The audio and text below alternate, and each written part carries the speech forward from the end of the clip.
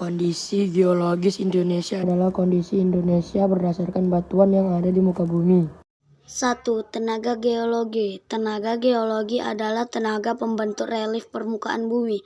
Tenaga geologi terdiri atas dua macam, yaitu tenaga endogen dan tenaga eksogen. A. Tenaga endogen. Tenaga endogen adalah tenaga yang berasal dari dalam bumi yang sifatnya konstruktif atau membangun.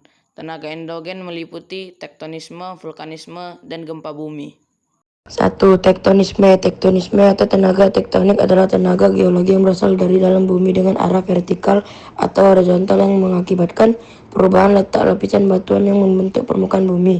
Proses pergeseran tenaga tektonis memiliki kecepatan gerak dan luas daerah yang dibedakan menjadi dua, yaitu sebagai berikut. A. Gerak epirogenesa.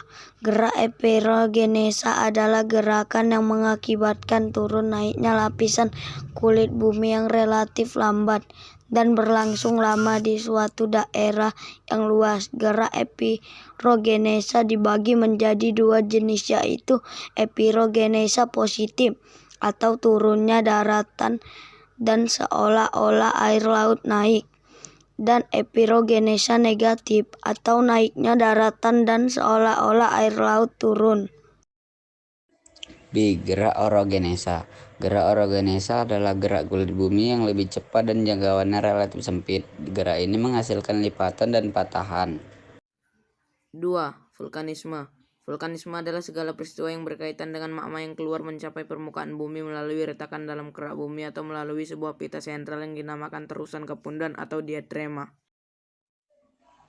3. Gempa bumi. Gempa bumi adalah getaran kulit bumi akibat adanya tenaga atau kekuatan dari dalam bumi. B. Tenaga eksogen. Tenaga eksogen adalah tenaga geologi yang berasal dari luar bumi yang bersifat merusak.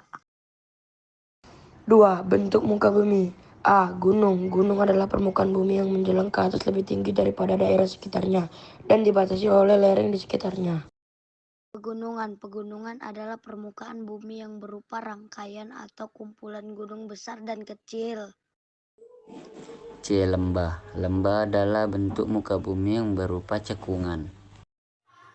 D. Dataran tinggi. Dataran tinggi adalah tanah datar yang luas yang berada di daerah yang tinggi. E. Sungai. Sungai merupakan jalur atau penampung yang dilalui oleh air dari hulu ke hilir. F. Perbukitan atau bukit. Bukit merupakan bentang alam yang memiliki permukaan tanah lebih tinggi dibandingkan permukaan tanah di sekelilingnya. Perbukitan adalah rangkaian bukit yang berjajar di suatu daerah yang cukup dekat. G. Rawa, danau, waduk. Rawa merupakan wilayah daratan yang digenangi air.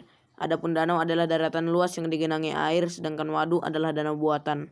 H. Dataran rendah. Dataran rendah merupakan tanah yang keadaannya relatif datar dan luas dan memiliki ketinggian hingga sekitar 200 mdpl.